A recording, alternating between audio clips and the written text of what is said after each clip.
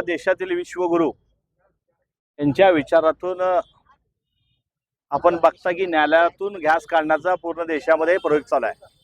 त्यामुळे सोलापूर शहरातील काँग्रेस पक्षाच्या वतीनं खासदार पंडित यांच्या मार्गदर्शनाखाली मोदीजींच्या संकल्प आज ह्या आपण बघताय की या नाल्यावर आपण प्रयोग केला आणि आता बघितलात की गॅस या ठिकाणी पेटलेला आहे।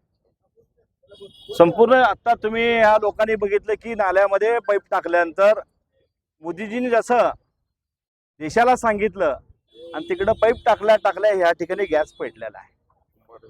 आपण बघता की पहिल्यांदा सांगितलं की नोटबंदीमध्ये देशातील काळा धन आपल्याला आणायचं आहे। लोकांच्या गरीब लोकांच्या अकाउंटवर 15-15 लाख टाकायचे ते देखील आलेले आहेत। नंतर सांगितलं की कोरोना काळामध्ये गॅस जो अनेक लोक ऑक्सिजनवर मरत होते त्यावेळेस देखील मोदींनी सांगितलं की ऑक्सिजन सगळ्याला मिळत आहे आणि सगळे लोक या ठिकाणी खोटं बोलत आहेत।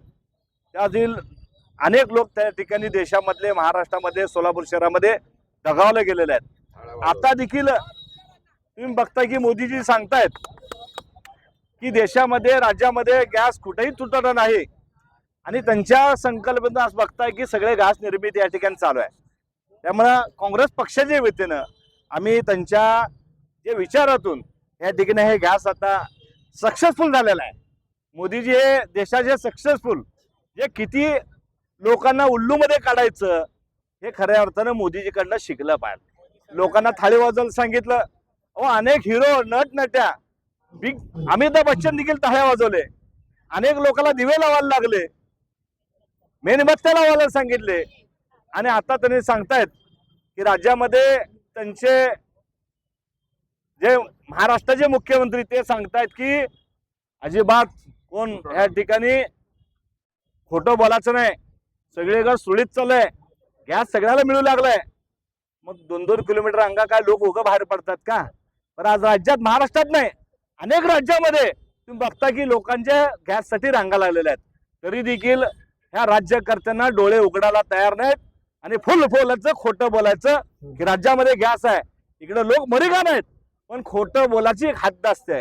परवा बघितलं की सोलापूर शहरामध्ये राहुलजी गांधी फक्त चहा पिल्यामुळे आंदोलनमध्ये ज्यांची लायकी नसताना लोक त्या ठिकाणी राहुलजी गांधीवर टीका करतात। आपलं खऱ्या अर्थानं दुर्दैव आहे ह्या देशाचं, जे खोटं बोलणाऱ्या लोकांना देखील तुम्ही खांद्यावर घेता आणि जे माणूस लढतोय खरं बोलतोय अशा लोकांना ह्या ठिकाणी आंदोलन त्यांच्यामुळे होतंय। त्याकरता जे आंदोलन केले होते राहुलजी गांधींच्या विरोधात, आता आम्ही या ठिकाणी राहुलजी गांधींना काँग्रेस पक्षाच्या दूध अपेक्षा या ठिकाणी घालणार आहे। आणि आपण बघताय की आज नागरिक परेशान झालेले आहेत। कोरोना काळामध्ये झाले, नोटाबंदी झाले, आता सिलेंडर गॅससाठी LPG या ठिकाणी गॅस मिळत नाही म्हणून लोक रस्त्यावर उतरले आहेत। काँग्रेस पक्ष कुणालाही गोरगरिबाच्या वाऱ्यावर सोडणार नाही। राहुलजी गांधी जे संघर्ष करतायत त्या संघर्षाच्या पाठीमागं आम्ही सर्वजण काँग्रेस पक्ष लोकांच्या हितासाठी आम्ही या ठिकाणी रक्षणासाठी आम्ही या ठिकाणी रस्त्यावर उतरलेला आहे।